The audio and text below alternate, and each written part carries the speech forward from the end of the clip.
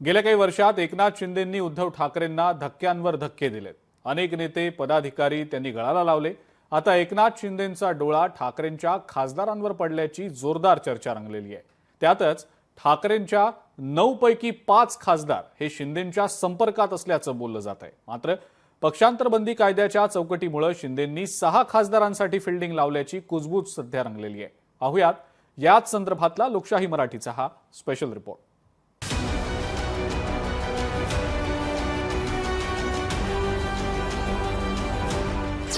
शिंदे ठाकरेंना मोठा दणका देणार।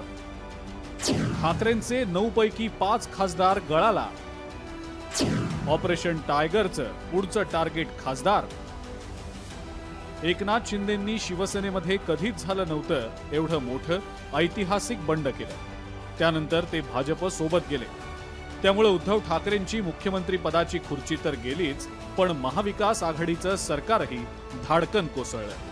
त्यानंतर उद्धव ठाकरेंचे अनेक नेते पदाधिकारी आणि कार्यकर्ते एकनाथ शिंदेंसोबत गेले। त्याचा ओघ अजूनही सुरूच आहे। त्यातच एकनाथ शिंदेंनी ऑपरेशन टायगरही राबवलं आणि ठाकरेंना एकापेक्षा एक असे अनेक मोठे धक्के दिले। आता तर महानगरपालिकांच्या निवडणुका येऊ घातलेल्या आहेत। त्यामुळे हे ऑपरेशन टायगर शिंदेंनी आता आणखी टोकदार केल्याचं बोललं जात आहे। त्याचाच एक भाग म्हणून एक नवी चर्चा सुरू झालेली आहे आणि ती म्हणजे ठाकरेंच्या खासदारांची।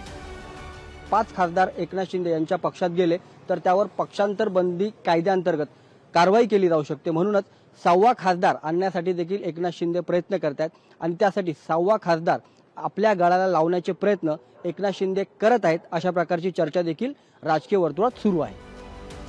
असं असताना लोकशाही मराठीनं याबाबत संजय राऊत यांना विचारलं तेव्हा ते काय म्हणाले तेही ऐका।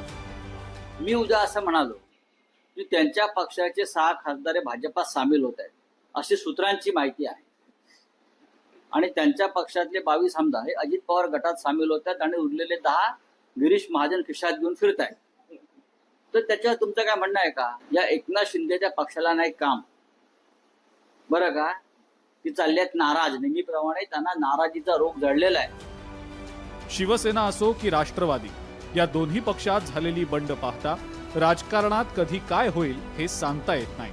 त्यात महाराष्ट्राचं राजकारण गेल्या काही वर्षात इतकं बदलून गेलंय की काल रात्री एका पक्षात असलेला नेता सकाळी कुठल्या दुसऱ्या पक्षात असेल हे कधीही सांगता येत नाही।